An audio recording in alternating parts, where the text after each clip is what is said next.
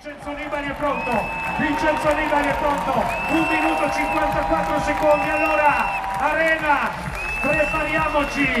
prepariamoci perché tra poco partirà Nibali, 2, 1, parte Vincenzo Nibali! Eccolo, fatevi sentire! Richard Carapaz, il leader della classifica generale, è pronto a prendere il via, 17 km da percorrere. Per quanto riguarda questa ultima tappa, concentratissimo. Allora amici dell'Ecuador, 3, 2, 1, parte Richard Carapaz!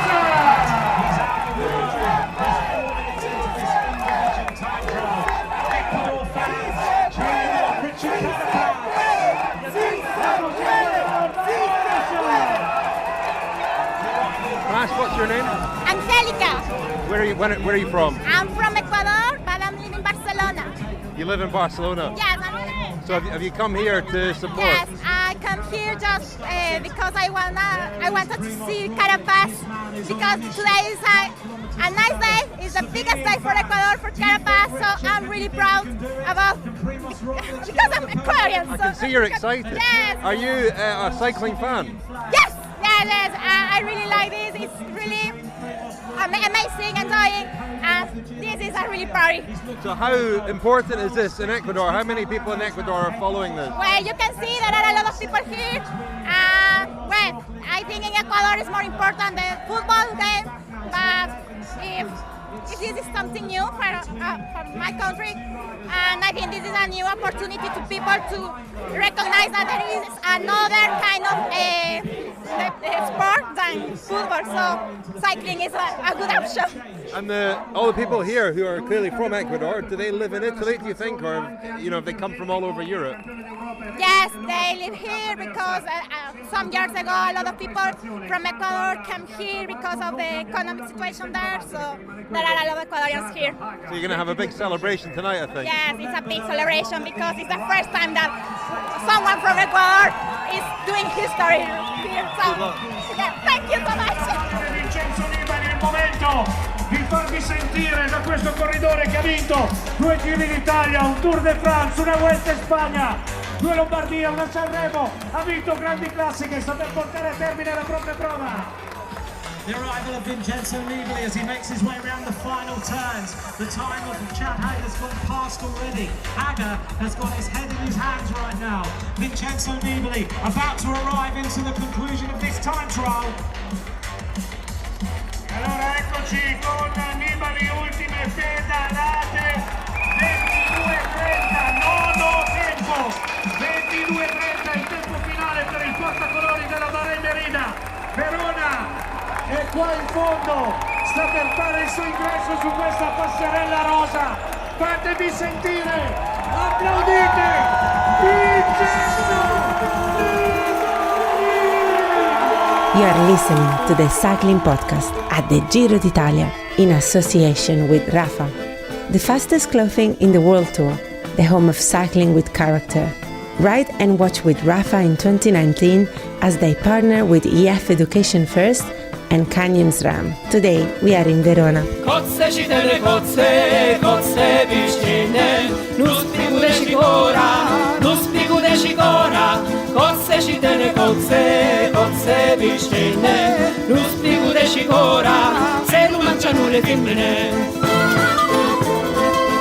Where are we, Daniel?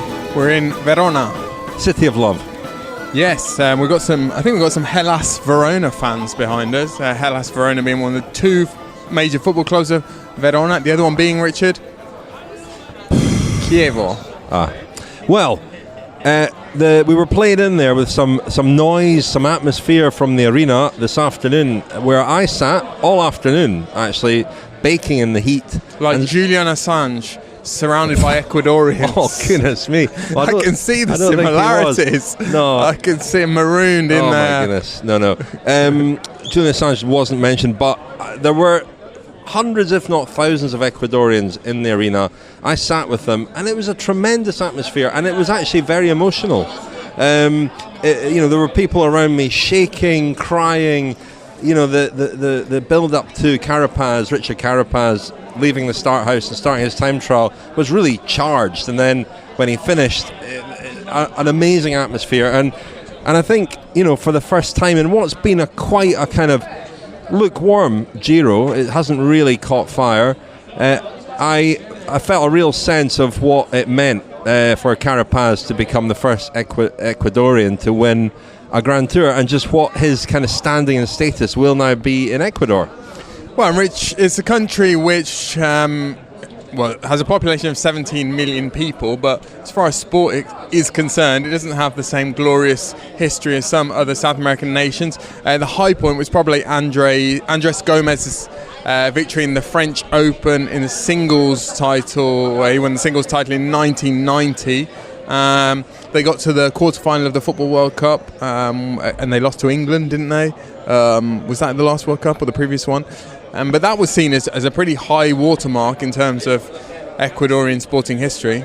And we heard earlier in our Giro coverage that there isn't, although there are a few Ecuadorian cyclists now, 3 in this Giro, there isn't really a scene in Ecuador. Riders have to go to Colombia to kind of develop. And one thing I've been told is that there's this huge rivalry between Ecuador and Colombia, and yet it was very notable today that the Colombian riders, Miguel Angel Lopez in particular, when he appeared in the arena, he got a huge cheer from the Ecuadorians, so that was interesting. But it was worth praising the Giro organisers for a tremendous kind of showpiece finish to the race here. Yeah, not the first time the race has finished in the arena in Verona. The last time was in 2010, and it works as a spectacle. Today there was not an awful lot to play for. Carapaz had the overall classification pretty much sewn up. Most of the podium places were pretty much sewn up, apart from Mikel Landa, who was in third overnight, but was he in third? Yes, he was in third. But it was almost a formality that he was going to lose that to Primoz Roglic. That is what happened. So it could have been an anticlimax, but for those who were here, it didn't feel like one at all, did it?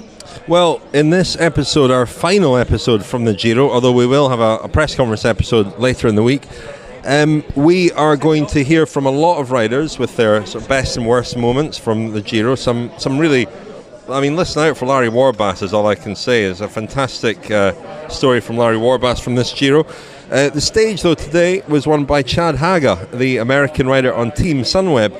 Now, if you'd listened to our Kilometre Zero on Friday, which was called No Cigars, focused on the teams that hadn't won a stage at the Giro, and his sports director, Mark Reif, did say that Hager was really targeting this time trial and that he was very optimistic. He did say that he thought top 5 was, you know, the target. So I think his performance today exceeded expectations. Poor old Victor Campenaerts, he was in the hot seat when Hager came in, and he was 4 seconds slower, having lost the previous time trial to Primoz Roglic very, very narrowly, and after a terrible bike change. He's not the world hour record holder has not come away from this Giro with a stage on it, she'll be disappointed about.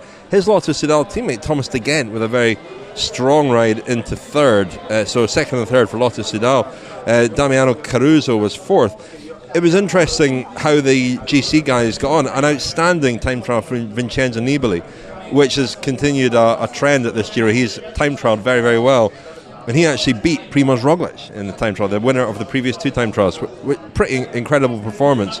And, you know, in the end, the final analysis, Richard Carapaz wins the Giro by 1 minute 5 from Vincenzo Nibali, and Nibali has cause to rue that day that Ilnur Zakarin won, when he and Primoz Roglic basically marked each other as Richard Carapaz sailed up the road. And that was, as we discussed last night, that was the day that Carapaz won the Giro. As you said, Landa slipped down a place to lose his spot on the podium, and probably a healthy bonus, as we were talking about yesterday, weren't we? Yeah, it's interesting. We were talking to a team manager yesterday, who should probably remain nameless for reasons of diplomacy, about bonuses in riders' contracts. It's standard practice for a rider to have a bonus for a podium place. And you know, it can cause some difficulties internally. Obviously, when a rider is destined to, has already decided to move teams the following year as well. We think that's the case with Landa. We think it's going to Bahrain Merida. We think it's the case with Carapaz as well. But but Landa played the perfect teammate here, at least, didn't he, Rich? He did, yeah, and he ends up fourth, which he'll not be very happy with. Primoz Roglic, on the other hand, I think will be happy with third, especially when you look at this time trial and see it as evidence that his form was declining. He was on the wane, so to hold on for third, I think in the circumstances is a good result for him. His first time on a Grand Tour podium. So Mikel Landa fourth, Bauke Mollema fifth, very very strong ride from him. Rapha Maika moved up a place to sixth. Miguel Angel Lopez, Superman, moved down a place to seventh. Simon Yates finished eighth. Some mischievous suggestions that the Ala Zubeldia rider of this Grand Tour has been Simon Yates. Well, I think fair, really. Pavel Sivakov, ninth. Very good performance from the 21-year-old. Ilnur Zakarin, 10th. Hugh Carthy, 11th. Joe Dombrowski, 12th. Are you going to do the whole GC? I'm going to go do the whole GC, but I'm going to stop there, actually. But some really notable performance. I mean, Eddie Dunbar, 22nd, also a decent performance. And Lucas Hamilton, 25th. Young riders who riding their first Grand Tour, and worth mention. The King of the Mountains was, of course, Giulio Ciccone of Trek Segafredo. Points jersey, Pascal Ackermann.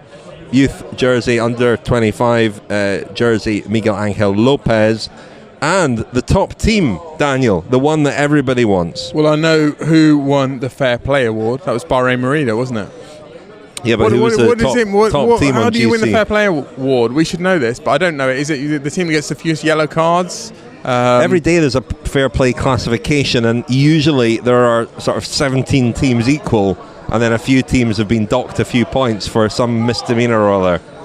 But I must admit, maybe this is a Kilometre Zero next year.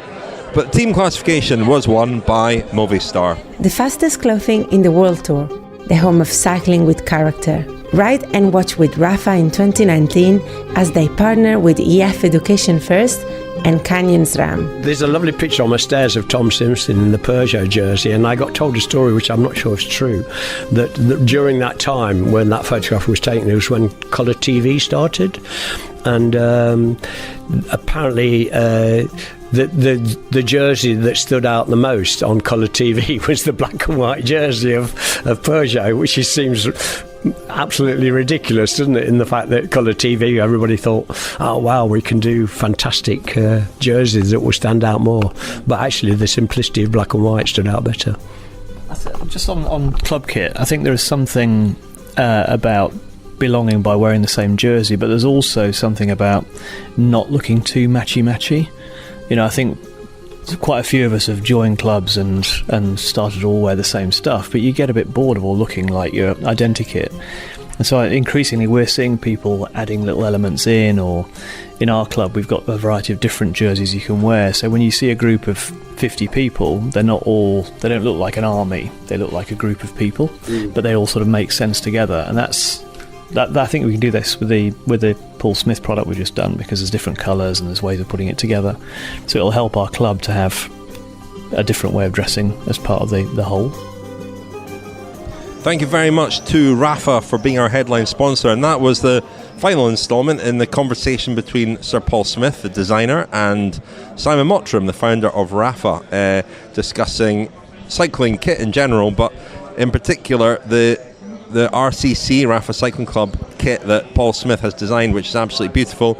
You can have a look at it at rapha.cc, and interesting points made there by Paul Smith. Mentions a photograph that he's got of Tom Simpson. I've been to his office actually in London, and it's just an emporium of cycling memorabilia. He's got loads of bikes, jerseys, just everywhere you look there's something cycling related. So he is a passionate cyclist. So this Giro, Daniel, where does it rank? We're going to hear the best and worst moments from the riders, or some of the riders, not all of them. But for you, how do you reflect on this Giro? Well, I'm not going to give my wine glass rating till tomorrow, Rich. Always the day after the Giro. But I mean, we've got a very interesting winner in the sense that usually a surprise winner is greeted with great excitement and fanfare. In this case, it's sort of a semi-surprise, isn't it? It's a surprise that most people are kicking themselves for not having cottoned on too early or not having tipped before the Giro, because the signs were there in the sense that last year he finished 4th overall and won a stage, had an excellent start to the season, won the Vuelta a Asturias, performed well in other races like Tirreno. He kept a pretty low profile, but hasn't had any significant illnesses or injuries, and yet we were all pretty much convinced he was coming to this Giro as a support rider for Mikel Landa, and we got it quite spectacularly wrong, didn't we? The first time I was really aware of him was 2017 at the Vuelta. There was a stage in the first week that went through Benidorm and finished off a steep little climb, and I think Chris Froome won the stage, but Richard Carapaz attacked on the climb. I was signing with Fran Reyes, who knew Richard Carapaz pretty well because he rode for Fran's team when he first came over to Europe, and he was surprised to see him off the front of the group at that. This was only sort of 18 months ago, so his progress has been rapid, but as you say, that Giro last year in particular highlighted, I think, because it was so late on and because it was so overshadowed by Chris Froome's race winning ride on stage 19, Carapaz sneaking up into the top 4 kind of went unremarked upon. And you're right that was the result and the performance that really should have alerted us to his potential, as it seems to have alerted what was then Team Sky and Dave Brailsford, who acted apparently quite soon after that to sign him up. Yeah, and I think in the last year his confidence has just grown and escalated. He said in interviews that it was a real breakthrough for him to come 4th in the Giro last year. That was the first time he'd really considered that he might one day contend for a Grand Tour. Then before this Giro, he went home to Ecuador, was training at 3,000 metres above sea level. This is something that we're all aware of now, the amount of altitude training that goes on, but throughout this Giro I've been speaking to some coaches and team managers, and they've remarked upon what an important role it's now playing, and the fact that the richer teams tend to be able to afford longer altitude camps, and they're doing that with their Grand Tour leaders, and large swathes of the season are now consumed with altitude training camps. And Carapaz, born at 3,000 metres above sea level, I'm sure that's sort of seeped into his genes on some level.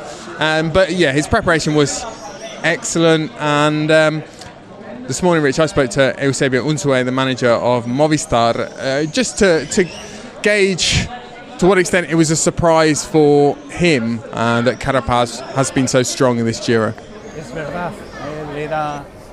It's true, it's a big surprise, although by winning a stage and finishing 4th overall last year, he already left everyone his business card. That said, he's made huge strides in a year. He's become very confident in himself, and he's asked us to reciprocate that because he felt stronger and stronger. We also noticed it earlier in the year. Then he got to the Giro and he was close to being the strongest guy here from the first time trial in Bologna, all the way through the mountains. He could also count on Mikel, who's a master in this kind of situation, having been there several times before. That plus a brilliant performance from the whole team have made this possible.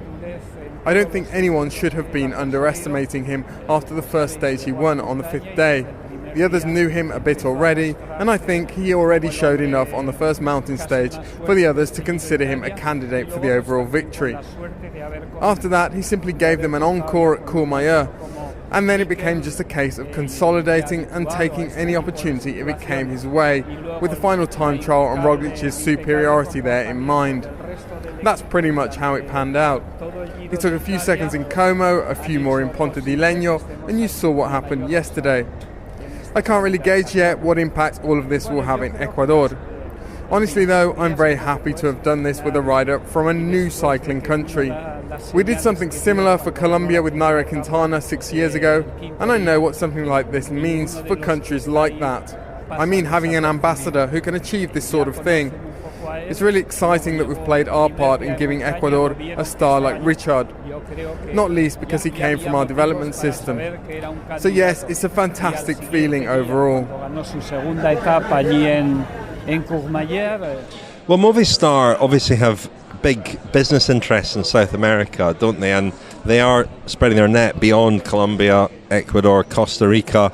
The continent is obviously, a great hunting ground for talent, and Venezuela as well. And no doubt there'll be other Ecuadorian cyclists who emerge because of Richard Carapaz. And I must say, sitting with the Ecuadorian fans today, it did bring it home to me just how this would be received back there. And we've read about the Ecuadorian television showing the last two stages live, buying the rights to show the stage live. It's clearly resonated in Ecuador to a great degree, and Carapaz is set to probably get the sort of reception that we see for some of the Colombian riders when they go home. Yeah, the bitter note for Movistar, we think, is that they're going to lose Carapaz next year.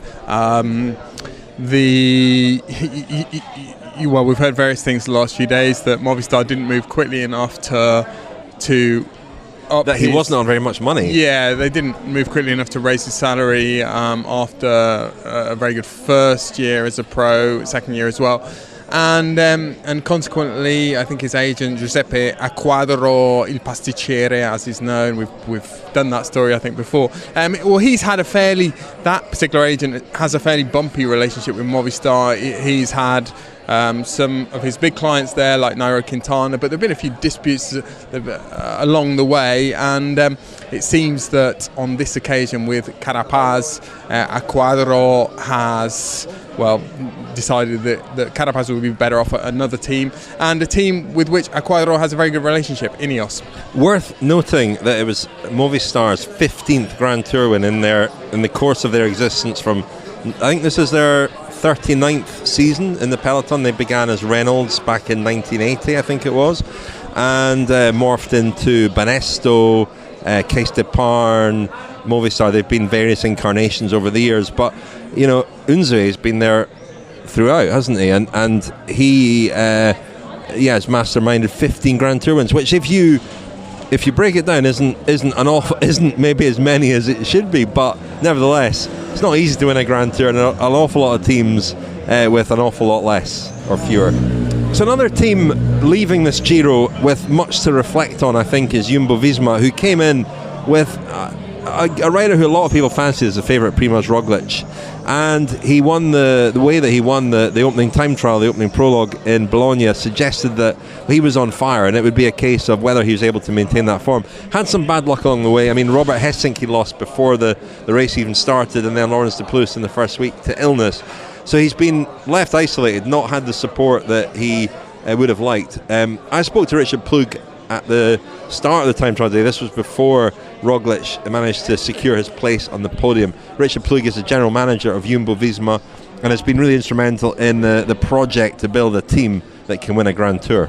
You've come out for the end of the Giro. What's your assessment of the race? I know you came here with ambitions of Primoz challenging to win the race, but what's your assessment?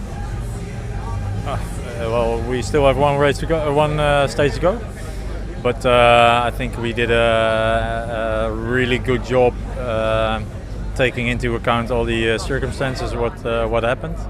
I mean, we lost already for the Giro Robert Geesink, which is a really incredible, strong guy, but also experienced. And of course, we brought in Sepp Kuss, who's talented and really strong, but does not have the same experience as Robert Geesink. And then we lost Laurens de Plus, which was the lieutenant for the end of the stages. So that hurted us and Primoz a lot during these days. Do you think that has been a factor? I don't want to say it's this point because he's got a good chance of finishing on the podium today, but I guess he's been in such great form all season. There have been two things that people talked about. Has his form dipped a little bit, and has he also suffered from not having as much support in the mountains as some of the other riders in this race? I think yes, the latter, and also he crashed in the what was it, Sunday. So he had some pain and some restraints from that as well. And so the last week was not, he was not at his best anymore because of that. We think. And of course, like you said, and what I said already, we missed especially Lawrence in the end. Is there an argument? You're obviously spreading your resources between the Giro and the Tour de France. You've got a strong team going to the Tour de France as well. Is there an argument for putting all your very strongest riders in one team for one Grand Tour? No, that could be an idea for the next races. But again, when we made a plan for this year, we had on paper a very strong team here with Geesink and Lawrence and the other guys, Antoine. But then things are changing because of a crash in Liège-Bastogne-Liège, and you cannot say suddenly at that moment that we put in one of the other riders with other goals, because they are also not prepared to do what they have to do here. It was so we had to choose for Sepp, and not that Sepp again. I don't want to diminish his capacities, because he's a great rider and a great talent, but he lacks the experience. And if Primoz is to finish on the podium here, which is very possible, would you regard that as another positive step forward in your sort of development as a team? Yes, well, even if it is as it is today, we made a big step in our. We went through two stages here, which is incredible. Riding top 5 in a Grand Tour is not something we did often as a team, and we saw also the experience with having the top favorite of the Giro in our ranks is also really important for the near future. So. I see it as a positive step on the learning curve, and yes, the result we would have liked it to be a little bit better, higher on the podium. But I think to be honest, I think we can be really happy at the moment. So I think in the circumstances, Daniel, Jumbo-Visma will be quite happy. It's their first podium in a Grand Tour, and I think given what happened to Roglic along the way, and it's interesting he mentioned the crash, as Roglic himself mentioned the crash on the road to Como has been quite significant in the downturn in his form that we've seen. I think third place is a result that they can be quite proud of. Yeah, I think so. The question with Roglic, I suppose, is how much margin there is for improvement. He's 29, but he's very young in cycling terms. This is his fourth Grand Tour, but third full season with his current team. And I was speaking to his manager Mattia Galli earlier on in the Giro, and he talks about the fact that Roglic has had this great momentum so far in his career, in the sense that everything he's done has been new, and everything he's done has been better than the previous year, or the like-for-like comparisons have always been positive, and that obviously creates a snowball effect. And this is maybe the first time in his career where you could call what he's done here as plateauing, having finished the Tour de France in 4th place last year. So now, it's very easy to go from there to a point where people start to get frustrated, disappointed, ask questions. And the next Grand Tour for Roglic is going to be an important one. If he finishes 4th or 5th, then people will start to ask questions. I think that there is still margin for improvement. I think the timing of his form peak is the big one. I think he was in form too quickly in this Giro. That's possibly inexperience, possibly not knowing himself fully yet, and more than any real weakness he has in time trials or in the mountains, because I think he's a very well-rounded rider, isn't he? Well, Daniel, we've been over the last couple of days asking some of the riders for their best moments. Riders, journalists, team managers, anyone we could find to speak to us about their best moments and worst moments from this Giro. I felt like I was actually going better in the second week. I'm Joe Dombrowski from Team EF Education First. I crashed right before the rest day. I don't know, I feel like I haven't really been quite as good since then. Not bad, but I was expecting a bit more out of the third week. But overall, it's not bad. It was a decent Giro for the team. My last couple seasons weren't great, so it's good that I don't know, I feel like I'm back on track. Back at the level I know I can be at, which is good. Eddie Dunbar, Team Ineos. Obviously third in the stage 12. I felt like I should have won that stage.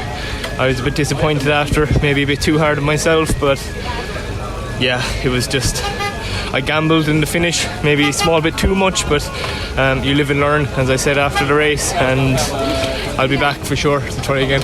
And a hardest moment? The day after, when I went in the break again. That was the first time in the race where I thought, right, my legs aren't so good today. Couldn't really follow the top guys, so didn't want to go too deep into the ride. So I backed off a bit, thought about the other days, and I got stronger from there on, which was always positive. But yeah, if I had to pick, it was stage 13. I always wanted to do Grand Tour. I thought it was a race that would suit me.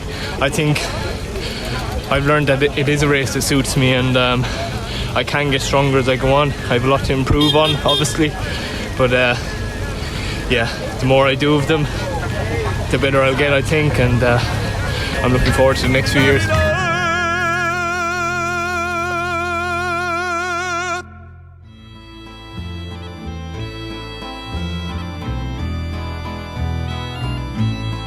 The cycling podcast at the Giro d'Italia is supported by Science in Sport.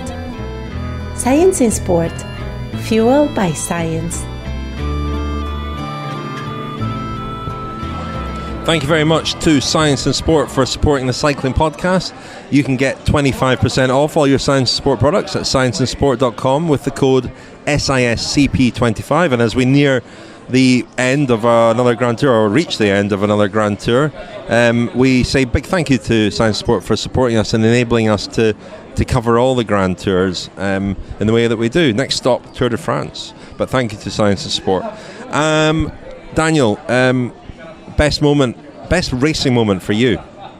More than a moment, I would say a theme, Rich. I think this Giro has been short on storylines. I think it's been short on controversy. There was a lot of fuss yesterday about Superman's altercation with a fan. I think that reflects the fact that it's been pretty sparse as far as controversy and talking points have been concerned on this Giro. One storyline which I have enjoyed as a sort of racing narrative has been Primoz Roglic's isolation, and in the face of some very strong teams, and even Bahrain Merida have perhaps not brought their strongest team to the Giro, but Nibali's been surrounded by, he's had Pozzovivo, he's had Caruso, who have been very useful, and Jumbo-Visma have coped, or have tried manfully, the likes of Koen Bouwman, Sepp Kuss and Antoine Tolhoek, but they've really been thrown in at the deep end, and at times it has been almost as though Primoz Roglic is sort of floating down the river on a single sort of branch that has fallen off what was previously a fairly rickety raft, and he's been very stoic in that particular situation. He has a stoic kind of demeanour about him. His whole sort of countenance is quite stoic and sort of stereotypically Eastern European, inscrutable. And I've thought that's very interesting because we talk a lot about how important the collective is in cycling. Sometimes it's all quite nebulous. We don't really fully understand when the team is important, at what phases of the race, how much is important. In this instance, we've seen one man sort of taking grenades from all sides, really, and he's done pretty well, but it hasn't been enough in the end. So I think that's been one of the more intriguing aspects of this Giro.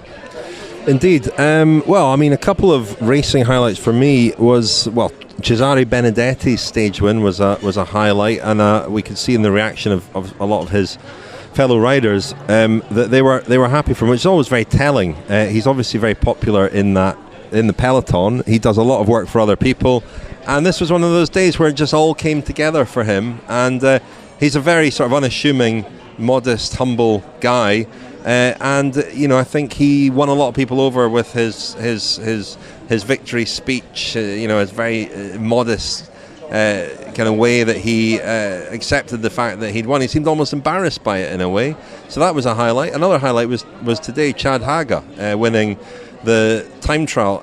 He had a terrible accident a few years ago, January 2016, Calpe, and I was there when it happened because I was out to interview John Dincob and Tom Dumoulin, And I was in their hotel when word came back about this accident that some of the riders had been involved in. A car had hit them head on. The car had been on the wrong side of the road. And, you know, it's one of those things where initially the reports are, oh, there's been an accident, there's been a crash, and then just gradually the news, the atmosphere darkens and the news becomes worse and worse until you start to fear the worst. And it was a really awful thing to witness and to be around when it was going on and when there was uncertainty about how these guys were. And, you know, that's a crash that's left a really terrible legacy on the team and on certain individuals in the team. We saw John Degenkolb win a stage at the Tour de France last year, which was his first major win since that happened, having previously won Milan-San Remo and Paris-Roubaix. You know, his progress was really stopped with that crash, and he's been fighting to come back ever since. And Chad Hager was another one involved, and I spoke to him just a few weeks after the crash as he sort of came back to racing at Flèche Wallonne. I think about it every day, many times a day. Every risk I take, every chance I take in the race is a decision I have to make, because I have to. I'm battling fear and being scared constantly. But as more races go well, the more confident I get, closer to my normal self. So that was Chad Hager. I mean, always been a strong time trialist and a winner today, a surprise winner. But, you know, they've salvaged something in the end, Sunweb, from a really disappointing race where Tom Dumoulin, the team was all about supporting Tom Dumoulin to try and win his second Giro. But, you know, the flip side is I think they'll go to the Tour de France with a very strong team. Sam Oomen hopefully will recover, and Wilco Kelderman. And Rich, sort of ironically, you might have thought that Chad Hager's his responsibilities helping Tom Dumoulin might have hindered him in terms of going for a stage win. I think that actually helped him in the sense that he had trained a lot, I think, to help Dumoulin in the mountains. He'd been doing a lot of work on his climbing, and consequently he's been quite comfortable in the mountains relative to the likes of Victor Campenerz.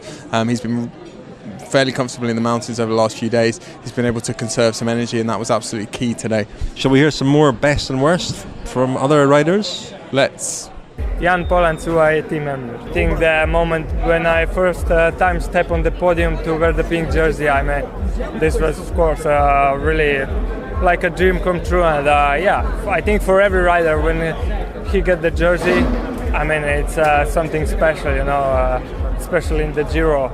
I mean, it's one of the biggest races, and I will never forget that moment. And I hope in the future there will be some similar moments for me. Yesterday on the Passo Mangen, I didn't, at some point I didn't know if I could go over the top, you know. I was thinking, I will need to stop, but then I was just trying to push, and after it was a little bit more, I survived the bad moment and then tried to not lose as much to still keep top 20. My name is Larry Warbasse. I ride for AG2R Le Mondial, and my best of the Giro was probably the fish that I had last night. You know, we did like this super long day, and our chef was like, oh yeah, for dinner we're gonna have like cod, and I was like, seriously, cod? Like fish? Like, I do not feel like fish again the last night. So I was like not really looking forward to it, and then honestly it was probably the best piece of fish I've ever eaten in my life. So he cooked it in like, I don't know, he used some kind of French vapor cooking with like a plastic wrap around it, and then it was like a coconut milk vanilla sauce sort of thing that he cooked it in. It was incredible. So that was probably my best of the Giro. Unfortunately, the legs didn't really provide me with too much good memories. What was the worst? I'll be honest, my Giro in general was pretty average. So the highs and the lows were pretty much all the same. Okay, low. Oh, there was one day where my tire nearly rolled off on a descent, and it was like the second climb of the day. It was the second stage Carapaz one, and it was like I was like in good position on this descent. Then I started to see my tire it got really hot on a descent and started to roll off, so I had to pull out of the group. And then the cars were so far back because everyone behind on the climb and in the descent, and I just ended up on the road by myself, really far behind, and then ended up in the gruppetto for a really long day. And then someone tried to interview me about being in the gruppetto at the end of that day, and I was really not happy about being there. So that was probably my low of the Giro. Gianni Savio. So very, very happy for the winner in Fausto Masnada in San Giovanni Rotondo. This was unbelievable for us, team professional, win at the beginning of the Giro. And the bad moment was the accident for Andrea Vendrame in the finish, because I think that he was able to play the victory with Esteban Chaves. Larry Warbasse, second low of the Giro. Yeah. Okay. So you just reminded me. I don't know if I've ever snapped. I very, very rarely snapped. Well, I rarely snap ever, but I very rarely snapped in a bike race. And the whole thing, like when you're in a Grand Tour, there's always these guys who you're next to. You just always ride in the same place in the peloton. Okay, so you end up there's always like each guy has like one or two guys, and so you're always like kind of bumping bars. And for me, it actually used to be Frank Schleck. And he thought he was like, kind of hot shit. So he'd always just try to take my wheel and whatever. So I used to let him, but, now I'm a little bit feistier. And so for me, this Giro, a lot of times it was Hugh Carthy. And it's okay, we had a talk. So I'm allowed to say this in public now. But like, it was sometime at the start of the third week, the Motorola day, I think. And it was like pretty early on in the day. And he's pretty lanky, so he takes up a lot of space in the bunch. And it moves left to right a little bit. And so one day I was behind him, and I know if I do something wrong. Sometimes I do something wrong, and I'll totally admit it. But this time I did really nothing, and I was behind him. And he moved over, and I didn't do anything. I didn't say anything. And then he turned around, and he goes, like something like, where are you trying to go? What's your problem? And I had just had enough from the whole stress of the race and the weeks, and I just went off, and I just tore into him for 30. It was like I didn't even know what I was saying, but for 30 seconds straight, I just went off on him, just yelling and yelling and yelling and yelling. And I think he was so shocked to see that I was like cracked that he didn't really say anything in response. And part of what I was saying was that you need to have respect. Whatever, and then he just said, "I don't have respect because no one respects me." But Then later in the day, I went up to him and I said, "I'm sorry for cracking," and we kind of like made up. So it's okay, we're good now. But that was maybe my low of the Giro. Probably fueled his attack that day. Yeah, I know. Yeah, then he actually flew, and then I actually kind of felt bad because. Then you saw at like the end when he sprinted with Nibali and then Nibali gave him shit. I was like, oh, man, maybe he doesn't really get that much respect actually, but so sorry.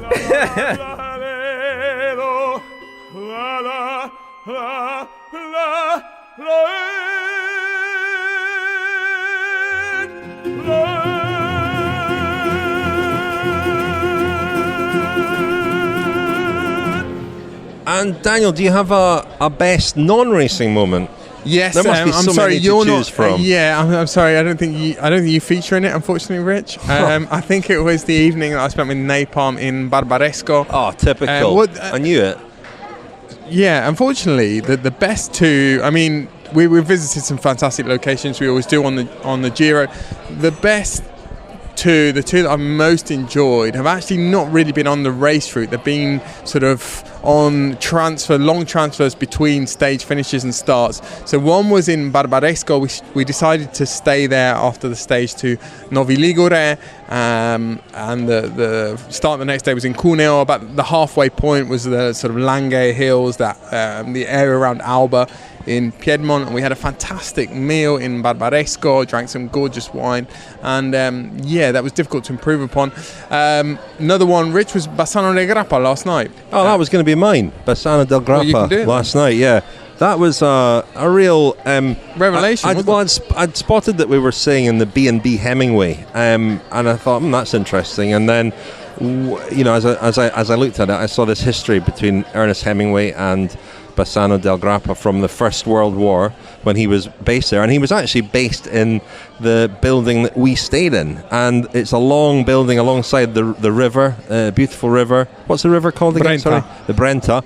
And at one end of this block is the Hemingway Museum, and at the other end was our bed and breakfast, and the bed and breakfast was just given over to Hemingway.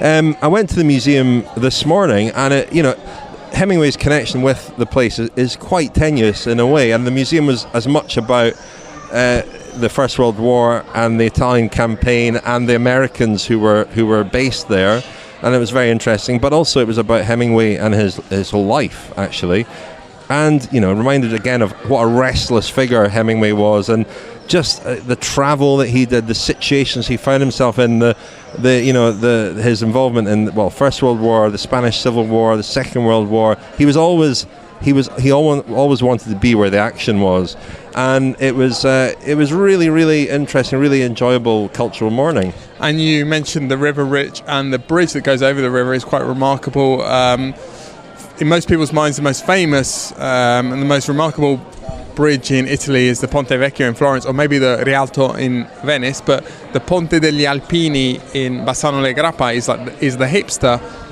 choice for the best bridge in Italy, because it was designed by Andrea Palladio. Palladio has lots of extraordinary villas that were built in the sort of Renaissance period, so 16th century, in the Veneto region. Most of them are open to the public, you can visit them, and now there are a couple of lovely little grappa bars actually in the bridge, aren't there? Whereas the Ponte Vecchio unfortunately is filled with tat shops. Yeah, I was so inspired by my visit to Bassano del Grappa that I bought A Farewell to Arms, Hemingway's book that's really a fictionalized account of his time there and a love affair and his involvement in the First World War. I was inspired to reprise one of the cycling podcast's greatest ever moments, Daniel, because the opening paragraph in that book describes the very scene that we could see from our B&B. True. And so this morning I went and found Larry Warbasse, who is from the same part of the world as Hemingway. So there is a link, because I thought it was just gratuitous navel gazing. He's from the Midwest like Hemingway was, and he kind of speaks in that kind of Hemingway drawl. So I went and found Larry Warbasse, aka the Ernest Hemingway of the peloton, and I asked him to read the opening paragraph of A Farewell to Arms. Sorry, Daniel, Richard made me do this. In the late summer of that year, we lived in a house in a village that looked across the river and the plain to the mountains. In the bed of the river, there were pebbles and boulders, dry and white in the sun, and the water was clear and swiftly moving and blue in the channels. Troops went by the house and down the road, and the dust they raised powdered the leaves of the trees. The trunks of the trees, too, were dusty, and the leaves fell early that year, and we saw the troops marching along the road, and the dust rising, and leaves, stirred by the breeze, falling, and the soldiers marching, and afterward the road bare and white except for the leaves. So that was Larry Warbasse reading Ernest Hemingway. Daniel, how did you get on asking Hugh Carthy to read a bit of Shakespeare? We'll get on to that in a minute. Do you know I got a couple of souvenirs from Bassano del Grappa. I got grappa flavoured toothpaste, manufactured by Nardini, who invented the distillery which invented grappa. But Hugh Carthy, Shakespeare, not a marriage made in the city. What about Simon Yates? In the city of love. No, Simon Yates was two gentlemen of Verona. So have you seen somebody? No, I've seen my girlfriend. Well, City of Love. This is wonderful. Yeah, very apt. What a gooseberry I feel now. Anyway, she's walking past. She's looking very uncomfortable. We were talking about Hugh Carthy. I actually spoke to him after the finish today, and it was another classic to be added another to the highlight of the Giro, the growing Hugh Carthy anthology of great interviews. Hugh, what were the emotions when you came into the arena there? Yeah, it was nice. I was a bit confused. No one told me where to go. I didn't know whether I was going down or left or right. So, yeah. Better direction next time. Has it been the best 3 weeks of your career to date? I don't know. It's hard to pinpoint. Different parts of your career mean different things.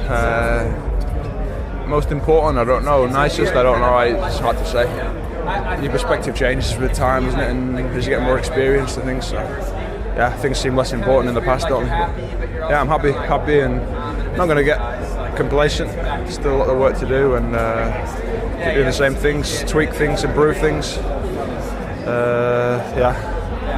A lot of the riders have said, looking at their power files, that this has not just been, any ordinary Grand Tour, it's been a very hard one as well.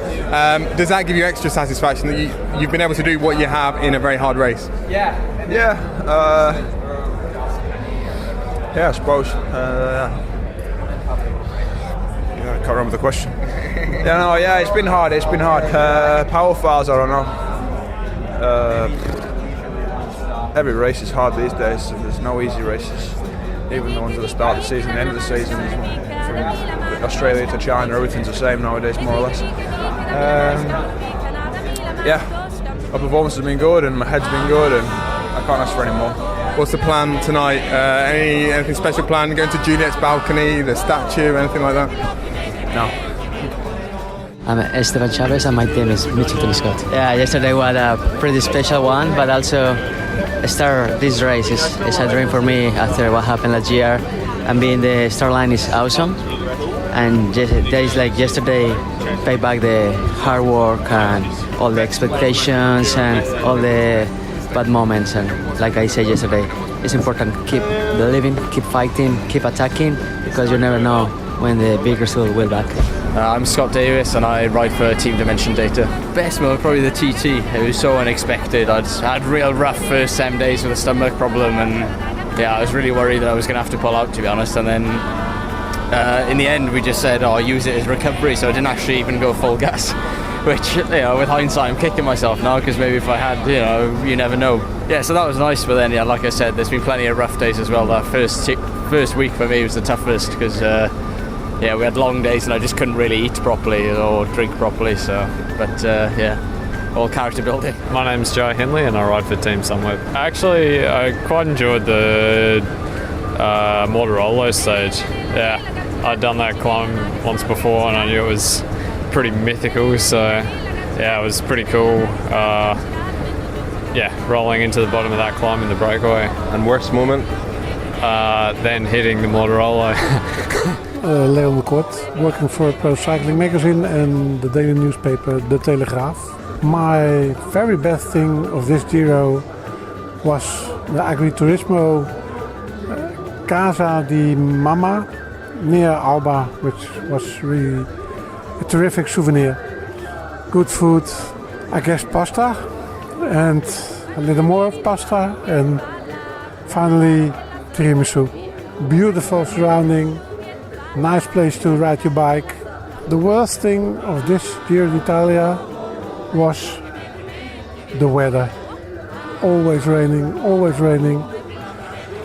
I think there were 3 days of sunshine, and I did the last couple of Giros as well, and the other 2 I did were full of sun every day, and now it was raining. And I really hate it, because it looks like we were in Holland, where it's always raining. I am Enzo Vicennati. I'm a journalist in Bici Sport magazine of Italy. I'm here at my 29th Giro d'Italia. The thing I didn't like the most in this Giro was the first week. I never saw a first week like this. It does remember me the old Tour de France. I didn't see stages good for the show, for the ranking, and didn't see a mountain finish in the first 10 days. The thing I like the most is the wish of the big riders to fight every day without big tacticism. I think they enjoyed the race, and this is good for the people. I think the last 10 days help people to forget the first 10. Well, some more best of, worst of there, Daniel. What's been the biggest disappointment for you in the race? Well, there've been a few riders who have underperformed. I think Simon Yates has underperformed. He knows that. I think he's slightly mystified as to why it's happened. Although, Rich, you mentioned earlier, or at the top of the show, Taylor Tapper mentioned the time gaps. Carapaz's final winning margin was about a minute. We were talking in the car earlier about how much has changed in the last 15 years. 2006, the winning margin, Ivan Basso's winning margin, all the caveats that we need to apply to that, because Basso was subsequently exposed as a dope cheat. But he won by, I think, over 9 minutes. Going back a little bit further to Tours de France, Jan Ullrich won by 9 minutes in the Tour de France in 1997. And, we've got a winner, Richard Carapaz, who feels as though he's won fairly emphatically, without any real moments of great alarm, certainly since about, stage 10 or 11. Simon Yates has actually lost not that much time. I think his final deficit from Carapaz is about 8 or 9 minutes. I think that just speaks to the fact that we know who all of the most able, the most gifted guys in the peloton are now. However, those riders still cannot afford to be sort of 1 or 2% the wrong side of their best form. Otherwise, they will come in with a result like Simon Yates's, which is a respectable result, but it's not what he was looking for. No, 7:49 down in the end.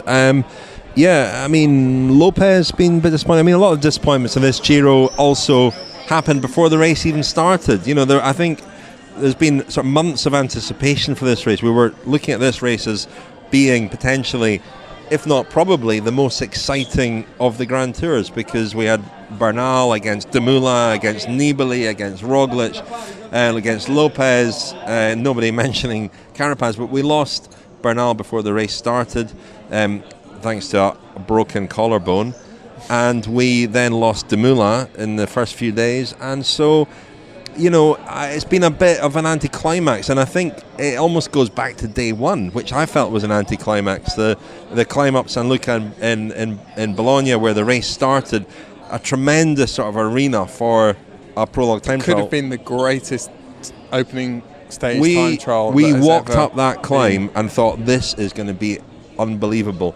But then you've got Dumoulin all first, and really all the favourites in the first 20 riders, which, Daniel, I hadn't realised on rereading your Eddie Merckx book for a future project, in the 1969 Tour de France, which Merckx won, he did the same. His team also tried to be smart and beat the weather, beat the expected rain, and Merckx went off first in that prologue time trial in 1969. I wasn't sure if it happened before, but the whole point of the day on the climb is the anticipation, the build-up, and this was this kind of initial burst of excitement that just then was a sort of gradual deflating of the inflatable mattress of excitement. No, I would agree with that, Rich. The course... Good metaphor for the race in a way. Yeah, the course itself has... it's not given us the most thrilling racing. We talked a few nights ago about the reasons for that. I think Maraveni was put in an impossible position by Matera's withdrawal, having been penciled in as the venue for the Grande Partenza, and he had to come up with an alternative route for not just the Grande Partenza but the whole Giro in very short order, and he did that. A few people, one person in particular who works for RCS said that Vegni has accomplished nothing short of a miracle to even put the Giro together, particularly now with the kind of restrictions that RCS are under for security reasons and because of terrorist threats or legislation that's been brought in to counteract terrorist threats, it's getting harder and harder for RCS to design the route, and particularly when something like that happens with Matera pulling out. So that's been slightly disappointing, not been the most thrilling route, and it's not been the most thrilling Giro. It hasn't, but of course, the Giro, a highlight is always, well, two Italian legends. Gianni Savio has been giving us daily tactical insights into his team Androni. You went today to present him with an honorary Pedaleur de Charme t-shirt. He was delighted, I think, as a press release dropped. Well, so delighted that he disappeared for 2 or 3 minutes. He went off to find his team's press officer, and he demanded that a press release be written up. And hopefully that'll be winging its way around the internet super highway. The super highway. Do you think many of our colleagues will be publishing that? I don't know. That press release? Hope so. Just a friend of mine, Jonathan Farmer, who is an expert on all things South America, has just messaged me to say that President Moreno has recorded a video message for Richard Carapaz. It's a phenomenal story in Ecuador, this apparently. So no doubt, as I say, we'll see lots more reaction. But we should hear what Gianni Savio had to say on being given his t-shirt. Then we'll hear from another Italian legend. Big moment. I am very, very happy. And thank you very much for this t-shirt Pedaleur de Charme. Alors c'est en français, is in French, but is Pedaleur de Charme. De Charme is gentleman. Thank you very much.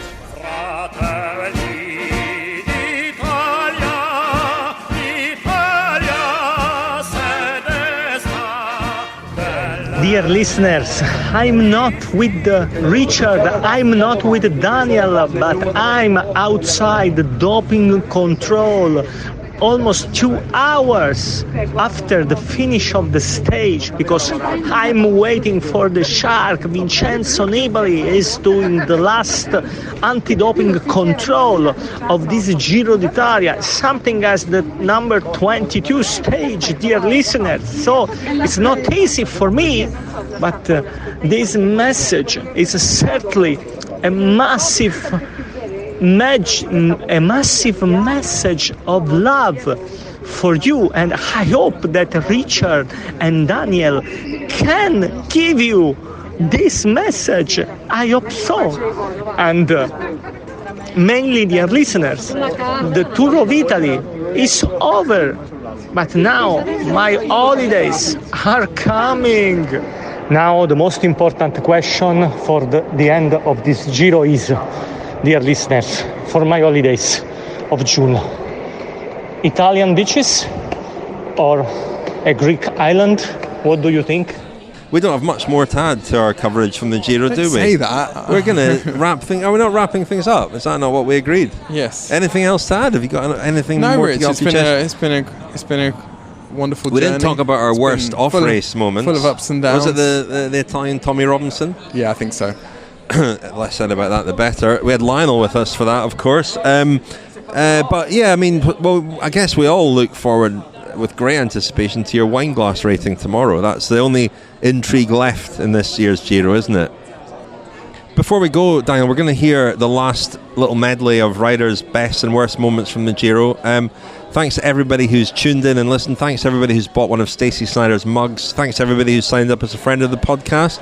If you'd like to... Producers, get onto that. If you'd like to sign up as a friend of the podcast at thiscyclingpodcast.com, do so there. It's £15 for a year's worth of special episodes, exclusive content. You can also buy that as a friend for somebody, which quite a lot of people seem to like to do. It's a nice gift idea. Just drop us an email, contact@thecyclingpodcast.com if you'd like to buy a subscription to the Cycling Podcast as a gift for somebody. It's a perfect present for the cycling fan who has everything, isn't it, Daniel? Yes. Thanks to our producers, Tom Wally, Jonathan Rowe, Adam Bowie, Will Jones, John Mooney. Couldn't do it without them. They do a fantastic job, especially when, as we've had on a couple of occasions at this Giro, we've had a couple of technical problems with the cables, but they do a great job, especially when we have little problems like that. And thanks most of all to the listeners. Thanks to the listeners. Thank you very much indeed for listening and for all your feedback and comments throughout the Giro. Thanks to Maratera as well for the music. And thank you to you, Daniel, because you've been here for the whole 3 weeks. Stoic, like Primoz Roglic. Thank you, Rich. Brent Copeland, Bahrain Merida, General Manager. Bologna was great for me. I mean, we had our partners from McLaren there, and it was the first Grand Tour for them to witness and to see the crowds that came out to see Vincenzo riding. So I really enjoyed Bologna. That was great. Coming up to the mountains for me is always lovely. I love being in the mountains. It's a beautiful area, and especially this part of the Dolomites is fantastic. Difficult days, I'd have to say. Unfortunately, the day we had to send Christian Corren home with the unfortunate news that he was involved in the Anderlas case. So that was really sad for us to lose one rider in that way. Simon Yates, Mitchelton Scott. It started very well in the prologue, and it's been going downhill since, unfortunately. Well, actually, saying that's probably both TTs. Obviously, I started really great with where I wanted to be, and then the other TT that we've done, just a bit of a disaster. Hi, I'm Josef Czerny from CCC. I think this all Giro, this Grand Tour is for me unbelievable because we had 3 weeks of the racing. We have good atmosphere, we have flat stages, we have mountain stages, so I really enjoy it. One of these stages where I suffer a lot, so I think it was 4 days ago. So this was the worst moment in my Giro. Yeah, I had empty legs and I suffered from the start to the finish. Yeah, I made it. A half hour after the first one, but I made it. Luca Guercilena, Trek Segafredo. Well, I have to say that for how much I know the Dolomites, I'm always amazed about that. And especially the call-off yesterday with the tunnels and so on. I heard that about that climb, but I was never in. And San Boldo. Yeah, San Boldo. And I have to say that's pretty crazy climb to see and to do. For Trek Segafredo, the best moment was obviously the stage of Mortirolo, because he was coming after 2-3 times in which we tried to win the stage, and that day we finally were able to make it with Ciccone. It was a stressful day, but we make it. And the worst was, I think, the crash of Moschetti, because he's a young guy. He was proving that to be able to be in the real game for the sprints, and then due to a bad crash he has to abandon, and that was for us big pity, because we know how much we invest in him and how much he can develop, and obviously now he was out, so it was the worst moment there.